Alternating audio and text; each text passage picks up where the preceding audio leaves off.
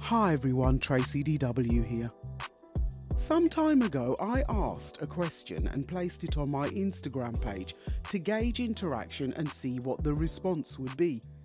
The question was, history in our primary and secondary schools has long been criticised for being factually biased and inaccurate.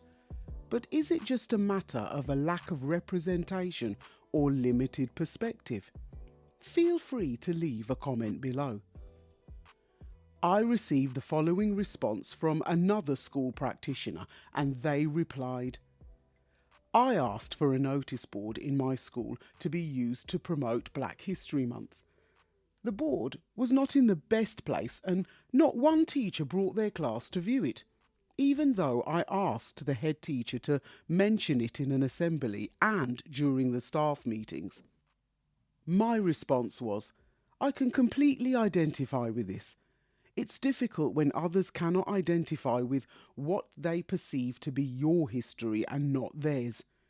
You're showing initiative to put up a display, but it may be easier to model something instead, such as an assembly, taking a local walk with your class, or inviting a visitor parent who can come in and share their experience of migrating to the UK. Doing things to promote historical skills is also important and central to giving Black History Month credibility and a high profile. Start with where you are, what you have and who you know. Keep in touch and don't give up.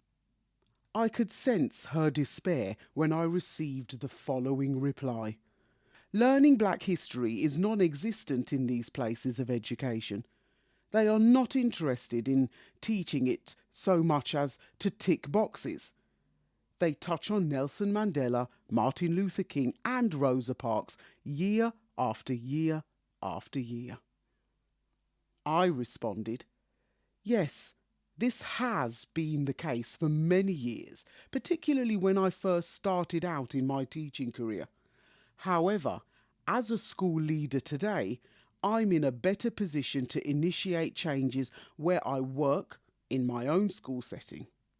We have revised our key authors for teaching literacy and reading skills and introduced books with a greater range of characters and subjects with diverse ethnicities and a range of social and moral issues.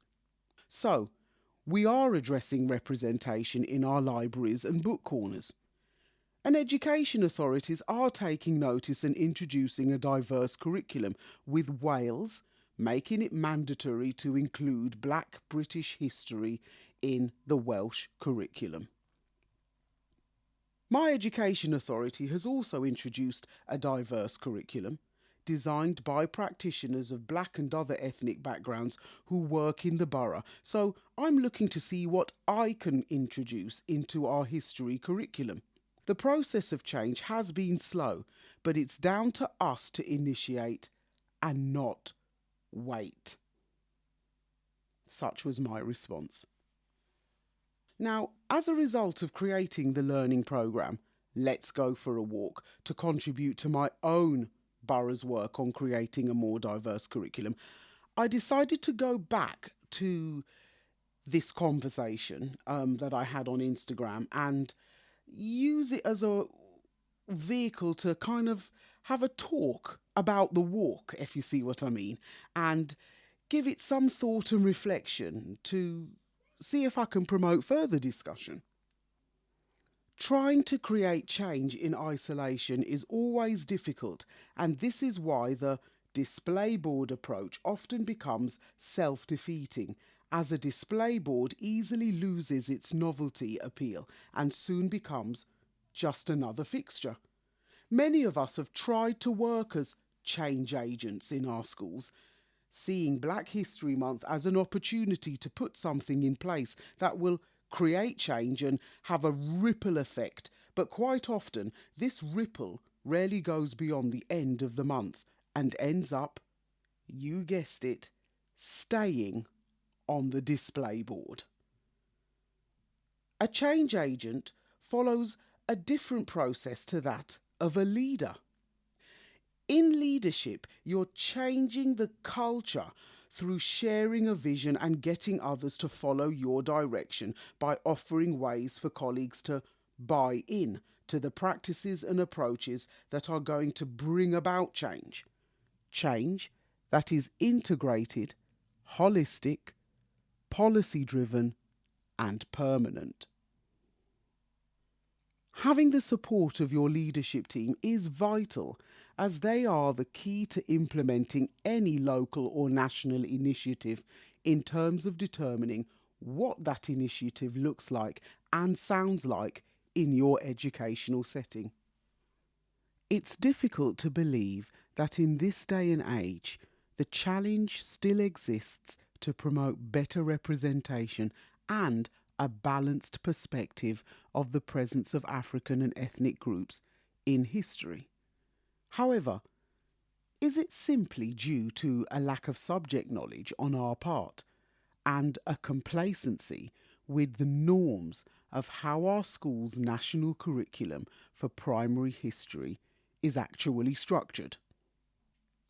In the primary curriculum, it clearly states that children should be taught topics with a focus on the achievements of earliest civilizations, such as ancient Egypt, and a non-European society that provides a contrast to British history, such as Benin.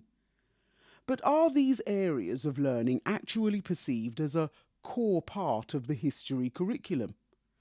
If they are not, then this is where the issue may arise with a lack of representation, because when a topic is not perceived as core or central to learning, then there can be an unconscious bias or a lack of willingness to build subject knowledge and develop pedagogy around these topics. Therefore, we as individuals have to put in the work to determine how history is represented in these topics and from whose perspective it is told. It's a tall order, but an exciting prospect. Some practitioners may not recognise certain periods of history as having a multi-ethnic perspective. Subjects that are traditionally taught, such as the Greeks, Romans, Anglo-Saxons, and even the Tudors, are often delivered without any recognition that there has always been an ethnic presence in Europe. It's all about digging deeper and working harder to find hidden information about key figures and parallel events that were happening at the time. These can be combined together to create a more global perspective relating to what was happening during any given period. In my current school setting, I've been working with senior leadership to overhaul our history and geography curriculum, and we're finding ways of joining the dots and making connections. Apart from the usual parallels between Mary Seacole and Florence Nightingale, there are other parallels to be explored, such as Amy Johnson and Mae Jameson, as well as bringing in the concept of empire when studying the Victorians. We are also finding ways to integrate ethnicity across our topics so that the representation is constant and the perspective becomes more balanced. The first Black History Month in the UK took place in 1987 and was initiated by Ghanaian-born Akieba Adai-Sebo, a Special Projects Officer at the Greater London Council and later at the London Strategic Policy Unit. What was introduced to raise the profile of the African and ethnic heritage across the UK has evolved into becoming a grand gesture of celebrating key figures such as Martin Luther King, Rosa Parks and Malcolm X, who are obviously black but not British. In my school setting, we overhauled our Black Icons focus for last October's Black History Month and ensured that all our icons were not only British, but also still living, with an online social media presence. People that we can relate to and see the significance of their stories and past achievements. I think small adjustments like this can have a big impact in schools in helping everyone regardless of ethnicity, to recognise the relevance of history becoming theirs as well as yours. This discussion around how we can create a more diverse curriculum has produced the term decolonised, which I have always approached with caution. It is in danger of becoming a throwaway term for undoing something that was done which was never acknowledged as done in the first place. You cannot decolonise unless you acknowledge that colonisation happened and go some way to pointing out and exploring the impact that it had on the millions of lives around the world back then and today.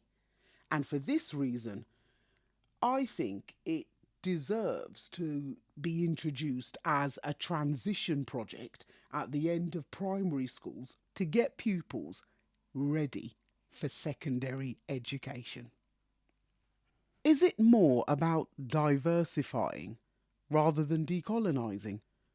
Diversifying works to include everyone's past as a valid educational focus, recognises the consequences of colonialism and its legacy, and recognises the interconnection of events within the same period of time and across eras. When I began Stories to be Told, its aims were to shed light on colonialism, particularly British colonialism, and encourage the topic to be a learning focus in primary schools, placing a spotlight on figures and events that are often overlooked or whose stories or perspectives have not been told, and exploring the past through parallel events in order to achieve a more global perspective in looking at the past. So, what have I learnt through my work and planning for the learning project Let's Go for a Walk? Well, since creating Let's Go for a Walk, I've reinforced my strapline, history is a matter of fact or perspective, yet again, and have come to understand that just delivering content as fact is not enough.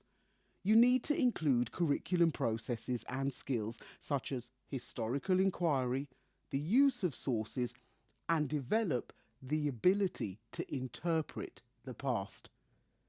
These are the processes which run through and informed my planning for Let's Go for a Walk, and I believe it is these processes and skills behind the content that helps to provide validity and merit to the whole process of diversifying and integrating the study of Africans and other ethnicities into our history curriculum. Therefore, fact is actually quite limiting. It is perspective that is everything. The learning programme was the first time I'd ever planned a programme to a brief outside of the formal national curriculum or research for a degree. However, I quickly realised that you still need to apply a good degree of subject knowledge and pedagogy, and also acknowledge the work of others as a key influence on what you are creating. You really have to put your emotions aside and rely on logic, because if you really want to achieve diversity, not just in history lessons but across the curriculum in your school, you're really going to have to buckle down and do some serious research to plan for it, just like any other topic or subject area. Some of the elements that I think should be considered when planning to achieve diversity in learning about the past are to draw from real life experiences and promote ongoing independent learning, such as starting where you live and within your locality, and promoting cross-curricular links with areas such as literacy, computing and multimedia.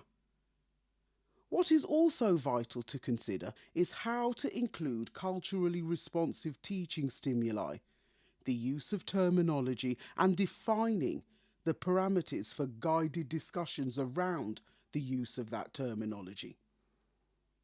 Finally, always keeping historical inquiry with the use of historical sources to help us interpret the past at the core and centre of our learning programme. What do you think are some of the most important elements for promoting a more diverse curriculum in our primary schools? Are we making real progress in defining and implementing a more diverse history curriculum in our learning settings? What does diversity in the curriculum look like or mean to you, and what strategies are you currently using in your own setting? And what changes would you make in order to move the dialogue, policy and practice forward? What can we as practitioners do from all ethnic backgrounds to ensure that facts are balanced with perspective and representation? If you liked this podcast, then stay on this listening platform and check out my other podcast episodes related to this one, such as the previous 2 episodes, Let's Go for a Walk, parts 1 and 2, and also Colonialism on Your Doorstep from the first season, where I promote the value of using your local area as central to learning about our colonial past. And don't forget what I call the heart and soul of the Stories to Be Told movement. My stories, or poetic narratives, Caribbean Wind, Caribbean Rush, Nights at the Round Table, the Berlin Conference 1884, and Gone with the Wind, Macmillan's Speech for Change, are all available on the website and on Amazon in both Kindle and paperback formats. I'm also excited about the publication of another 4 titles this summer. If you want to find out more, just visit the website and check out the learning platforms for The Journey's End, Giving Back Hong Kong, Bite from the Big Apple, A Story for New York, Hope for Zimbabwe, Arise the Phoenix, and A Story for South Africa. Do you know, I almost forgot to announce a winner for August. I think I'm going to have to announce 2 winners for next month. So, don't forget to enter the draw for a free copy of Aspiring Authors magazine for Black History 2022 if you want to be in with a chance of being my winner for the month of August and September. Just visit the website and register for your free samples of my first 4 titles to enter. I'll be choosing a winner every month up to and including October. Feel free to like, follow and share us on social media when you visit the website. Just click on whichever social media link you'd like to follow us on. And as always, it is a pleasure and a privilege to share my learning journey with you in this podcast series, and I encourage you to either begin or continue your own. History is a matter of fact or perspective. I'm Tracy DW, and this is a Stories to Be Told podcast. Stay safe, stay well, stay blessed. Thanks so much for listening, and I'll see you